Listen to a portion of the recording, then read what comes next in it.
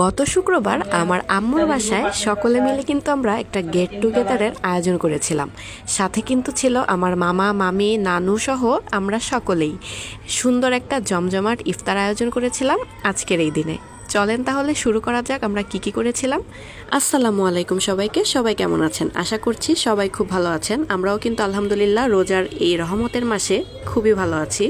তো সকাল সকাল কিন্তু আমার আম্মু গোসল করে তারপরে নামাজ শেষ করে রান্নাঘরে চলে এসেছিল, যেহেতু আজকে একটা মোটামুটি ভালোই আয়োজন হবে। আজকে আমরা কিন্তু বাসায় আছি, আমরা সবাই বাসায় আছি। আর সাথে কিন্তু দাওয়াত করা হয়েছে আমার দুই মামাকে, মামিকে, তারপরে হচ্ছে আমার নানু আছে তাকে। তো সবাই কিন্তু আসবে আজকে আমাদের বাসায়। আর প্রতি বছরই কিন্তু আমার আম্মু বিল্ডিংয়ের সবাইকে ইফতারি দিয়ে থাকে, ছোটোখাটো একটা আয়োজন করা হয়। তো আজকে ভাবছিল যে যেহেতু একটা আয়োজন করাই হচ্ছে, তো এই সাথেই সবাইকে ইফতারি দেওয়া যাবে, এতে করে দুইটা আয়োজনই একসাথে হয়ে গেল।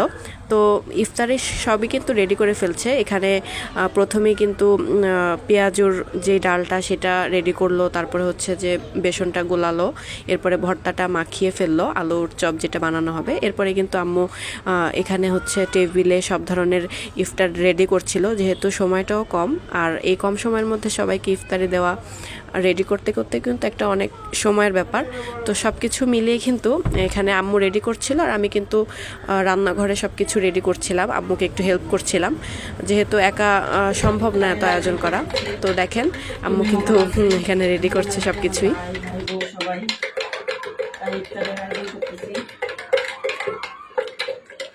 সব ফল টল কেটে নিলাম, অনেকটা বাঁধা পড়া হচ্ছে।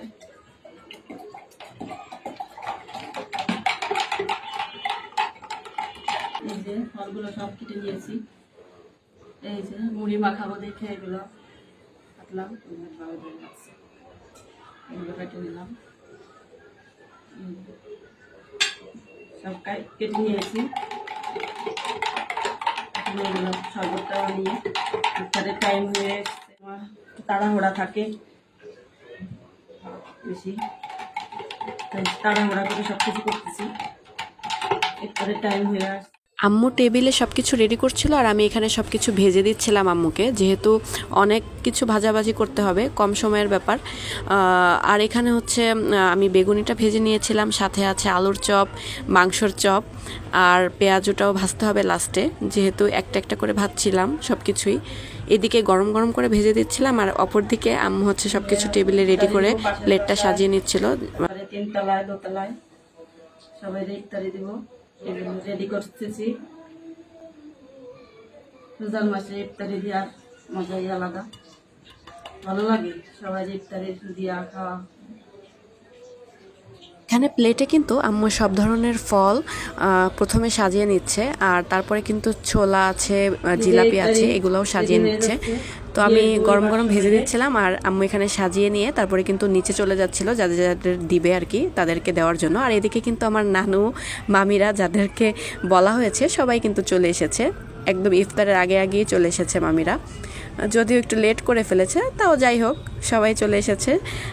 তারপরে কিন্তু আমরা সবাই অনেক বেশি মজা করছিলাম বাবুকে নিয়ে, আমার মামার তো ভাইটাকে নিয়ে সবাই বেশি অনেক মজা করছিলাম। ও কিন্তু অনেক অসুস্থ, সবাই ওর জন্য দোয়া করবেন। আর আমার ছেলেটাও কিন্তু অনেক অসুস্থ, সবাই ওদের দুজনেকেই দোয়া করে দেবেন যাতে ওরা সুস্থ হয়ে যায় তাড়াতাড়ি। আর এখানে কিন্তু সবাই একটু গল্প করে এরপরে কিন্তু টেবিলটাও সাজিয়ে নিয়ে আমরা কিন্তু ইফতারের জন্য এখন বসে পড়বো সবাই। এই তো সবাই বসে পড়ছি। বসার পরে কিন্তু আমরা সবাই একটু ইফতারিগুলো রেডি করে নিচ্ছিলাম, কে এখন প্লেটে খাবো। তো সবাই মিলে একটু দোয়া মোনাজাতও করা হলো লাস্ট মোমেন্টে। তো দেখেন সবাই মিলে বসে ইফতারি করার আনন্দই কিন্তু অন্যরকম। এটাই কিন্তু রোজার মাসের সব থেকে বড় রহমত। আলহামদুলিল্লাহ সব কিছুর জন্য। সবাই ভালো থাকবেন। আজকের মতো এই পর্যন্তই।